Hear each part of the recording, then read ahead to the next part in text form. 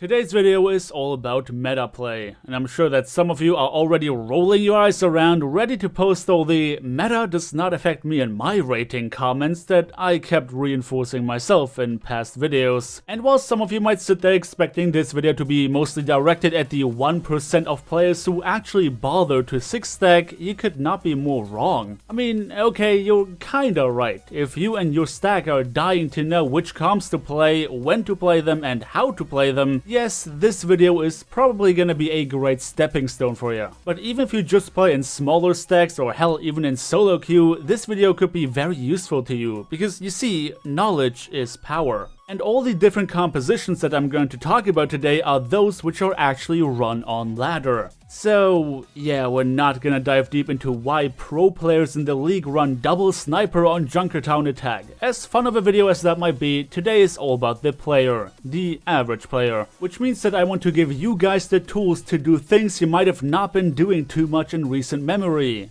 Winning. At the end of the day, I don't care what you do with the information that I give you, but my intention is to make your hero swaps and calls more decisive in the future, whilst actually being rooted in reason. So let's cut the chase and talk about the currently most relevant compositions that you will find when playing Overwatch in Season 9. Kicking things off is going to be the anti-dive comp, reason being that a lot of people, especially support players, hate dive compositions, which is why I want to give you the tools to defend yourself against it. In order to defeat a dive comp, you have to know what makes it powerful, what they are trying to achieve essentially. A dive comp's goal is usually picking someone off who is out of position by collectively jumping on them, or dive into your backline to take out your supports. It's a type of composition that doesn't have a heck of a lot of sustain, which means that they prefer quick and short-lasting engagements. So there are about 3 things we try to achieve when countering a dive. Have enough sustain to outlast their engagement, keeping our supports alive and disrupt their dive. The best way to achieve that is by pairing up Reinhardt, Zarya, Roadhog, Junkrat, Mercy, and Zenyatta. By pairing up 3 tanks, you make sure that you have fewer squishy bodies that make themselves easy targets for a dive. They have enough sustain to survive short engagements. Reinhardt can swing his hammer and damage the entirety of the enemy composition that's trying to jump you. Zarya is easily going to get to high charge because, well, the dive comp is diving you to do damage.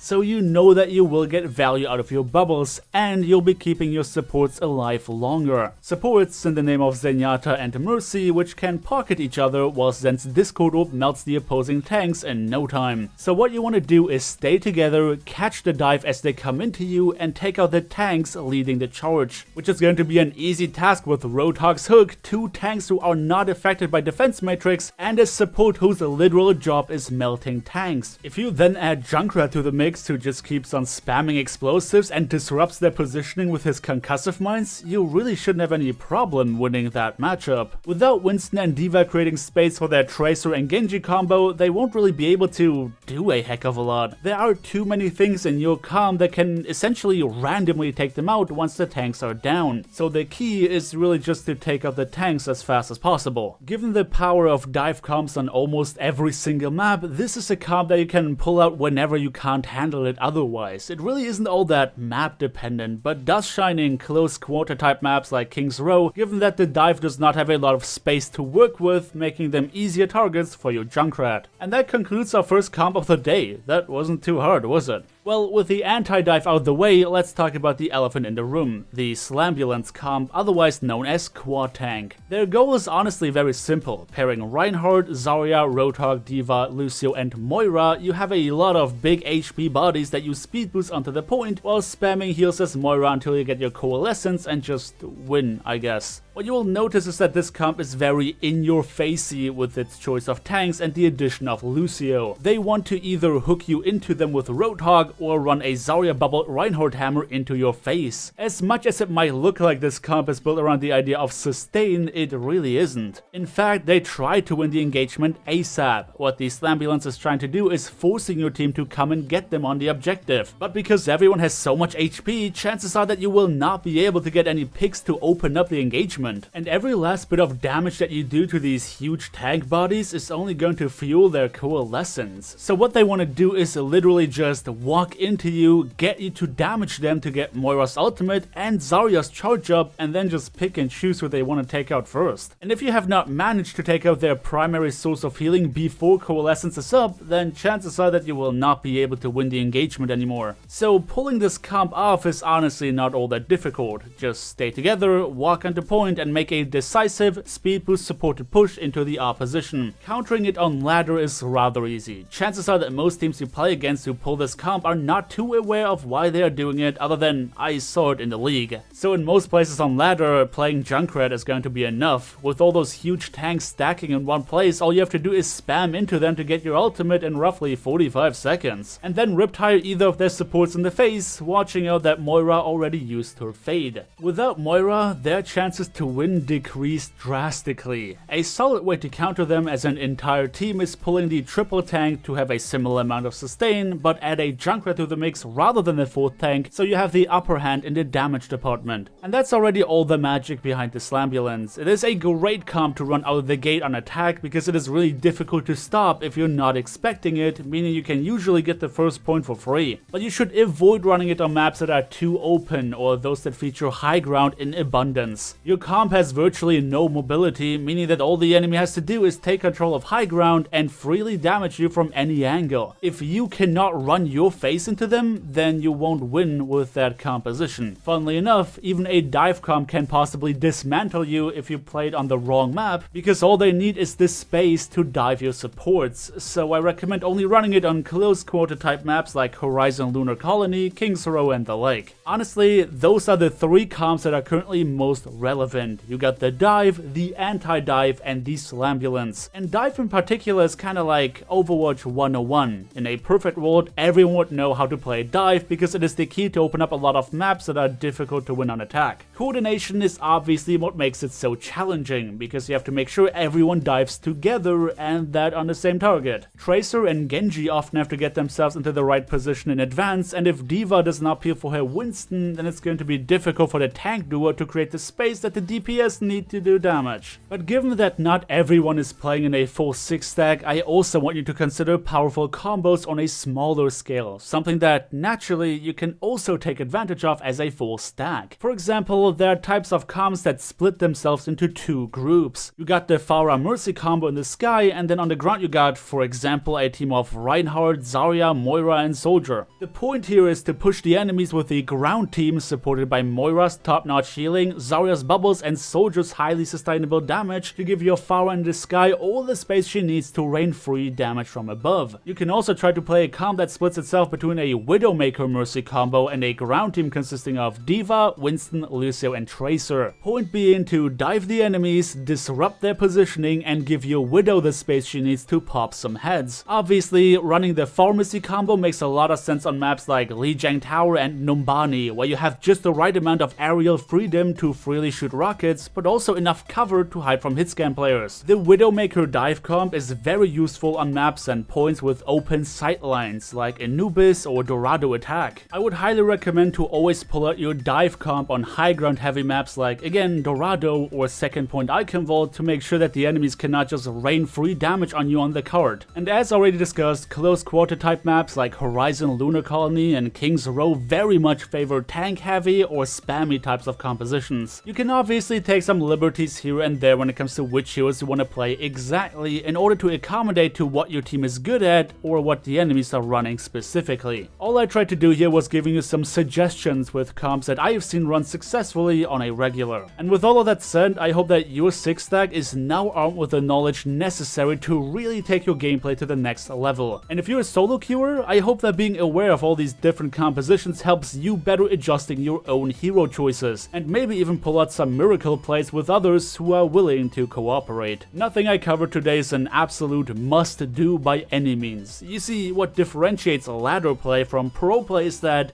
we make mistakes, a lot of them in fact. We do not play optimally and we have to adjust to that level of wrong playing. So at the end of the day, it's usually a good idea to do what you can do best rather than trying to do something that I taught you but then doing it very poorly. But once you reach a point on ladder where players are more aware of how the game functions and which comps are viable, knowing all these things is going to become exponentially more important. I hope that I could give you guys some ideas and expand your understanding of how the game can be played. But I'm gonna call it a day, so thank you everybody so much for watching. Don't forget to drop me a like on your way out if you enjoyed the video, subscribe if you want to see more, and I hope to see you all next time.